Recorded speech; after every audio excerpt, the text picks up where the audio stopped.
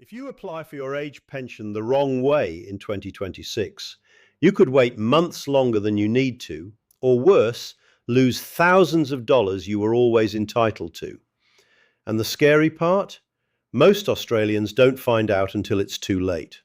Welcome back to Centrelink Navigator AU. I'm Alex Whitmore, Australian economist with 40 plus years experience in pensions, taxation, and government policy. Here I break down the age pension, Centrelink benefits, eligibility, and payment updates, simple and easy to understand. For clear, reliable Centrelink and pension info, you're in the right place. Let's get started. Right now, right this second, there are hundreds of thousands of Australians sitting on their laptops, staring at the myGov login screen, absolutely terrified they're going to stuff up their age pension application. And honestly, I don't blame them. This isn't like applying for a Netflix account. One wrong document, one missed date, one box ticked incorrectly, and you could be looking at Centrelink sending your application back, asking for more information, and starting the clock all over again. I've spoken to retirees who waited 4, 5, even 6 months longer than they should have, not because they weren't eligible, but because nobody explained the process properly. So today, I'm going to walk you through exactly how the age pension application works in 2026. Step by step, using the very latest rules Services Australia has just updated. No jargon, no confusing government language, just the truth, explained the way I'd explain it to my own family over a cup of tea. And stick around, because later in this video, I'm going to share the one mistake that trips up almost every single applicant. And it's something you can fix in about 30 seconds once you know what to look for. Let's start with the basics, because you'd be amazed how many people get this part wrong before they even open the application. To be eligible for the age pension in 2026, you need to be at least 67 years old. That age has been creeping up over the last decade, and 67 is now the settled figure for everyone, regardless of when you were born. You also need to meet Australian residency requirements. Generally, you need to have been an Australian resident for at least 10 years, with some exceptions for refugees and people from countries with international social security agreements. If you tick those two boxes, the next hurdle is the one that actually determines your payment, the means test. Here's where things get interesting, and honestly, this is the part that confuses even financially savvy people. Centrelink doesn't just look at one thing. They run two completely separate tests, the income test and the assets test. And here's the twist. They pay you based on whichever test gives you the lower amount. I know that sounds backwards, like they're trying to pay you less, but understanding this is the key to knowing exactly where you stand. Let's talk assets first, because this is where most retirees get caught out. As of the most recent update from Services Australia, a single homeowner can hold up to roughly $333,000 in assessable assets and still receive the full pension. For homeowner couples, that combined figure sits at around $499,000. If you don't own your home, those thresholds are higher, because Centrelink recognizes you've got rent or a mortgage to deal with, sitting at approximately $600,000 for singles and $766,000 for couples. Now, here's the bit people miss. Your home itself doesn't count. The house you live in, plus up to 2 hectares of land on the same title, is completely exempt from the assets test. But everything else does count. Your car, your boat if you've got one, your furniture at market value, your shares, your term deposits, and yes, even your superannuation once you or your partner turns 67. Now stay with me, because this next part genuinely surprises people. Once your assets go above that lower threshold I just mentioned, you don't lose your pension straight away. It tapers down gradually, reduced by $3 per fortnight for every $1,000 you're over the limit, until eventually, if your assets climb high enough, the payment cuts off completely. For a single homeowner, that upper cutoff sits somewhere around $733,500. For a non-homeowner, it's closer to $1 million. So there's actually a lot more flexibility built into this system than most people realize. And if you've been avoiding applying because you assume you've got too much saved up, you might be wrong. It's worth checking properly rather than guessing. Now let's flip over to the income test, because this is where Centrelink does something that catches almost everyone off guard the first time they hear it. Deeming. If you've got money sitting in super, shares, or savings accounts, Centrelink doesn't actually look at what those investments are really earning you. Instead, they assume, or deem, that your money is earning a set rate of return, regardless of whether your bank account is actually paying that much interest or not. Right now, the first chunk of a single person's financial assets is deemed to earn a lower rate, and anything above that threshold is deemed at a higher rate. For couples, that threshold is roughly double. This might sound unfair, but here's the silver lining. If your money is sitting in a low-interest account earning less than the deemed rate, you're actually getting a better deal under this system than if Centrelink counted your real earnings. For the income test itself, a single person can currently earn up to around $226 a fortnight before their pension starts reducing.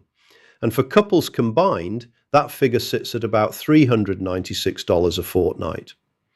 Beyond that threshold, your pension reduces by 50 cents for every extra dollar you earn as a single person, or 25 cents in the dollar for couples.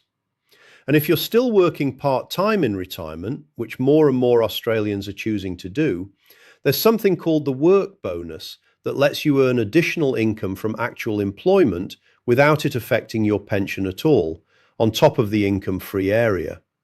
This is a huge underused benefit, and I'll be doing a full video breaking down exactly how to maximize the work bonus very soon, so make sure you're subscribed for that one. Okay, now here's the part I promised you earlier, the mistake that trips up almost every single applicant. Ready? It's the supporting documents.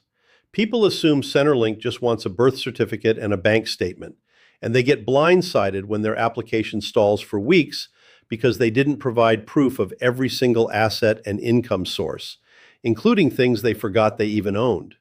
That old shed full of vintage tools your husband inherited? That counts. The joint savings account you opened for your grandkids' birthday presents? That counts too. Centrelink wants a complete financial picture, and if there's a gap they won't guess, they'll pause your application and mail you a letter asking for clarification, which can add weeks to your wait time. My advice?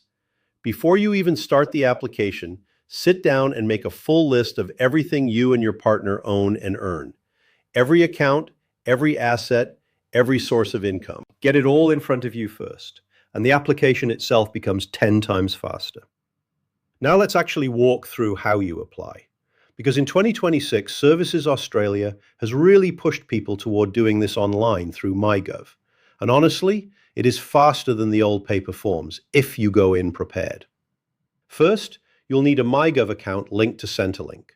If you've never linked these before, do this at least a few weeks before you plan to apply, because verifying your identity can sometimes take a little back and forth. Once you're linked, you can actually start your claim up to 13 weeks before you reach pension age, which is a fantastic feature most people don't know about. Starting early means your payments can begin almost immediately once you're eligible, instead of you waiting around after the fact. Inside your myGov account, you'll find the Claim for Age Pension under the Centrelink section. The online system will walk you through a series of questions about your relationship status, your residency history, your income, and your assets. Answer everything honestly and completely. Remember what I said about documentation. For every asset and income source you declare, be ready to upload supporting evidence. Bank statements, superannuation statements, property valuations if relevant, and details of any other pensions or payments you or your partner receive, including from overseas if applicable. One thing I always tell people, don't rush this part.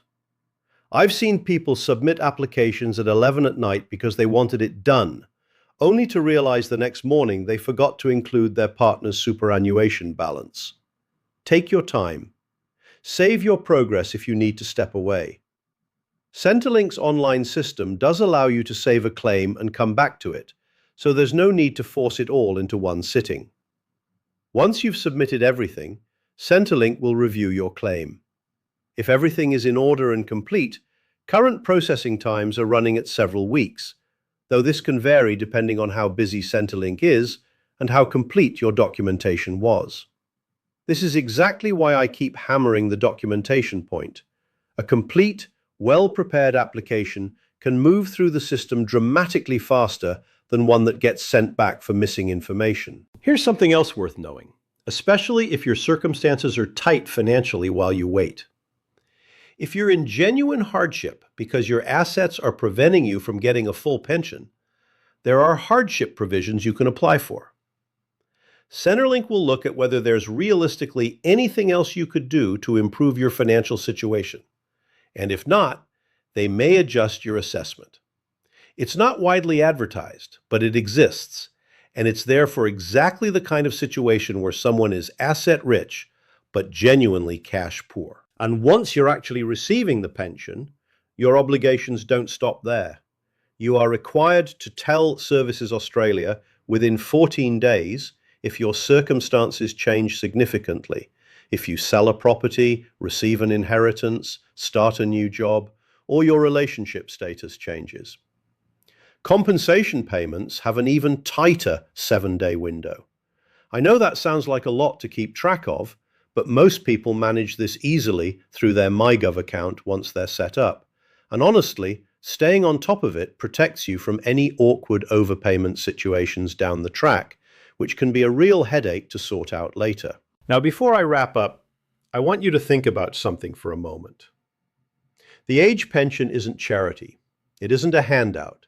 It's something you have paid into your entire working life, through the tax system, through decades of contributing to this country.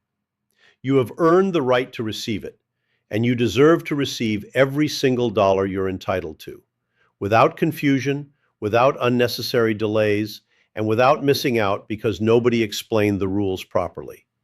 That's exactly why I make these videos. Because retirement should be about enjoying the years you've worked so hard for, not stressing over paperwork and government forms. If this video helped you understand the age pension application process a little better, do me a favour and hit that like button. It genuinely helps this information reach more Australians who need it. Subscribe to Centrelink Navigator AU so you never miss an update, because these rules change several times a year, and I break down every single change as soon as it happens. And down in the comments, I'd love to hear from you. Where are you in your age pension journey?